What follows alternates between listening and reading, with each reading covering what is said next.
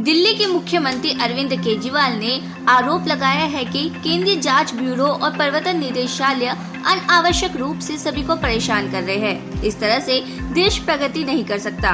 उन्होंने एक press conference में कहा है कि उपराज्यपाल, सीबीआई और भाजपा ने कथित शराब घोटाले की अलग अलग रकम बताई है, लेकिन मुझे समझ में नहीं आया कि शराब घोटाला क्या है। बता दें कि उनकी टिप्पणी ईडी द्वारा देश भर में दिल्ली आबाकारी नीति कथित अनियमितताओं की धन शोधन की जांच के तौर पर लगभग 40 जगहों पे छापे मारने के बाद आई है। मॉन्की पॉक्स का सामने आया 8वां मरीज। दिल्ली में मॉन्की पॉक्स का 8वां मरीज पॉजिटिव पाया है। 30 वर्षीय नाइजीरिया महिला का मॉन्की पॉक्स टेस्ट पॉजिटिव आया है, जिसके बाद ये राजधानी का 8वां और देश में वायरल बीमारी का 13वां मामला बन गया है। महिला को LNJP अस्पताल में भर्ती कराया गया है। खुरई से कांग्रेस के पूर्व विधायक ने दिया इस्तीफा। मध्य प्रदेश कांग्रेस अध्यक्ष कमलनाथ के करीबी समझने वाले टीक मगर जिला प्रभारी और प्रदेश कांग्रेस उपाध्यक्ष अरुणोदय चौबे ने पार्टी से दिया इस्तीफा।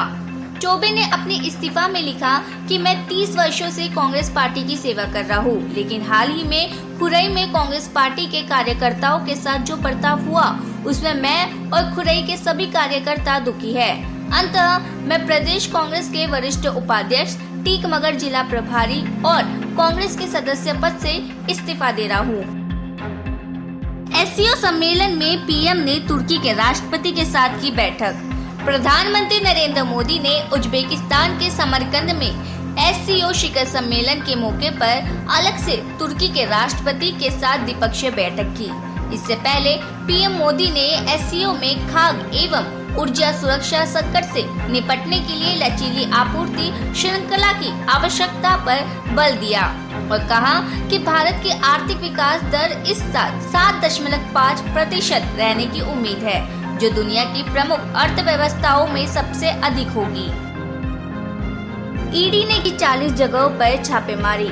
प्रवर्तन निदेशालय ने देश के कई इलाकों पर छापेमारी की है। राजधानी दिल्ली और हैदराबाद समेत कई शहरों के 40 जगहों पर छापेमारी की गई है। बेंगलुरु, नेल्लोर और चेन्नई समेत 40 से ज्यादा लोकेशन पर सर्च ऑपरेशन किया जा रहा है। SCO की बैठक में 8 देशों के नेता दिखे एक साथ।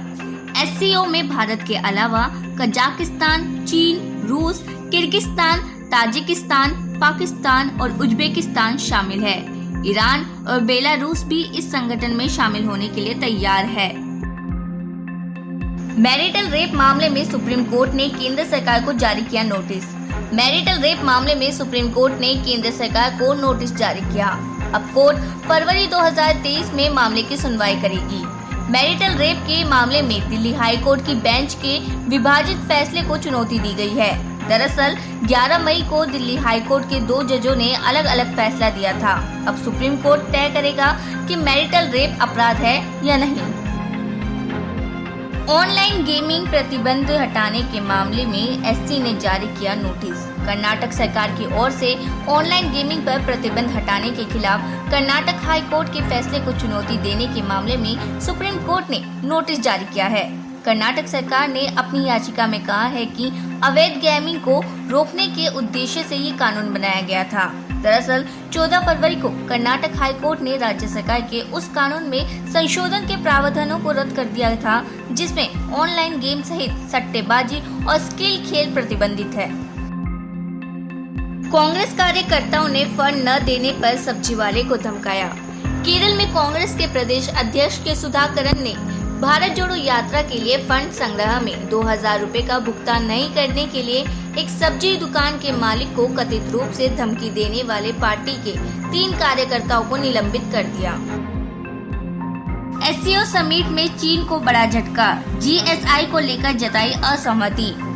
SCO समिट में चीन को बड़ा झटका लगा है। चीन के सैन्य एजेंडा, वैश्विक सुरक्षा पहल को लेकर SCO के ज्यादातर देश सहमत नहीं है। चीन के राष्ट्रपति ने अप्रैल में GSI को लॉन्च किया था। भारत भी इस चाइनीज प्रोपेगेंडा को ठुकरा चुका है।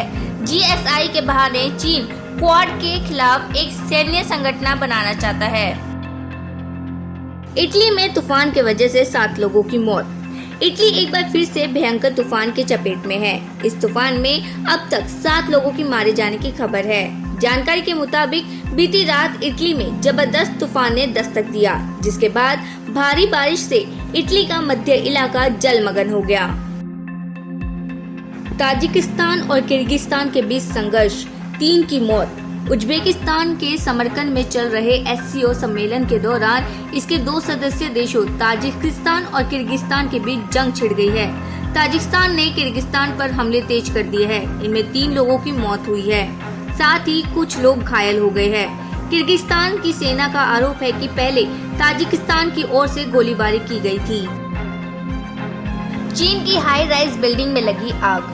चीन में हाई राइज बिल्डिंग में भीषण आग लग गई है। नीचे से ऊपर तक आग की लपटें दिखाई दे रही है। ये घटना हुनान प्रांत के चांगसा शहर की है।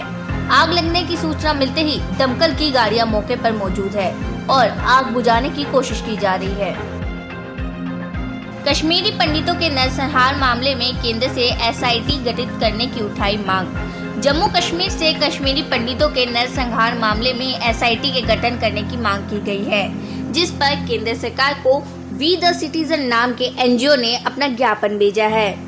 गृह मंत्रालय को ये ज्ञापन भेजा गया। दरअसल सुप्रीम कोर्ट ने मामले में SIT के गठन करने से इनकार करते हुए वी द सिटीजन नाम के NGO को सरकार के सामने अपना पक्ष रखने को कहा था। ACP ने आप विधायक अमानतुल्ला के ठिकानों पर छापा मारा। ACP की बड़ी कार्रवाई सामने आई है। रेड के दौरान अमानतुल्ला खान के ठिकाने से हथियार बरामद हुआ है। बताया जा रहा है कि हथियार का लाइसेंस नहीं है। दरअसल ACP ने 4 जगह पर रेड मारी है और एक ठिकाने से लाखों रुपए कैश मिला है। हथियार अमानत के बिजनेस पार्टनर हामिद अली के घर से मिला है। साथ ही 12 लाख रुपए कैश भी मिला है। अमानतुल्ला खान आम आदमी पार्टी के नेता और ओखला विधानसभा सीट से विधायक है। भारतीय तट बल रक्षक ने बचाई 18 भारतीयों सहित 19 लोगों की जान। भारतीय तट रक्षक बल ने गैबोन पोत मोटर टैंकर पार्क से 18 भारतीयों और एक इथियोपियाई मास्टर सहित 19 लोगों की जान बचाई है। पोत ने रत्नागिरी तट से लगभग 41 मील पश्चिम में बाढ़ की सूचना दी। पोतखोर पंकज संयुक्त अरब अमीरात से न्यू मैंगलोर जा रहा था। इंदौर जा रहे इंडिगो फ्लाइट में आई खराबी, कानपुर में इमरजेंसी लैंडिंग। इंदौर जा रहे एक इंडिगो विमान में अचानक तकनीकी खराबी के कारण कानपुर एयरपोर्ट पर इमरजेंसी लैंडिंग कराई गई। इसके बाद यात्रियों के लिए वैकल्पिक विमान की व्यवस्था की गई। ये जानकारी इंडिगो की ओर से दी गई है। राजस्थान के हाईकोर्ट के जज रामेश्वर व्यास ने दिया इस्तीफा। सरकार ने राजस्थान हाईकोर्ट के जज जस्टिस रामेश्वर व्यास के इस्तीफे को अधिसूचित कर दिया है। व्यास को मार्च 2020 में हाईकोर्ट में पदोन्नत किया गया था और वह 10 सितंबर को सेवानिवृत्त होने वाले थे।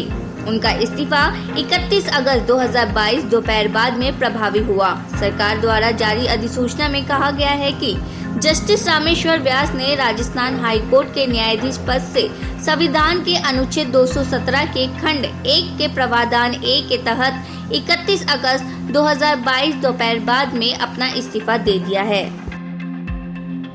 पुतिन ने पीएम मोदी को रूस आने का दिया न्योता। SCO समिट के बीच पीएम नरेंद्र मोदी और रूस के राष्ट्रपति पुतिन के बीच बैठक हुई। बैठक के बाद पुतिन ने पीएम मोदी को रूस आने का न्योता दिया।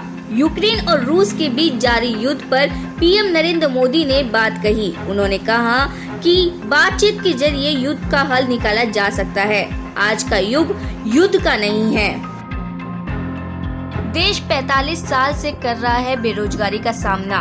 कांग्रेस के वरिष्ठ नेता राहुल गांधी ने कहा कि भारत बीते 45 साल में सबसे अधिक बेरोजगारी का सामना कर रहा है और देश के युवाओं के भविष्य को मजबूती प्रदान करना व उनके मन में सकारात्मक लाना उनकी पार्टी का कर्तव्य है।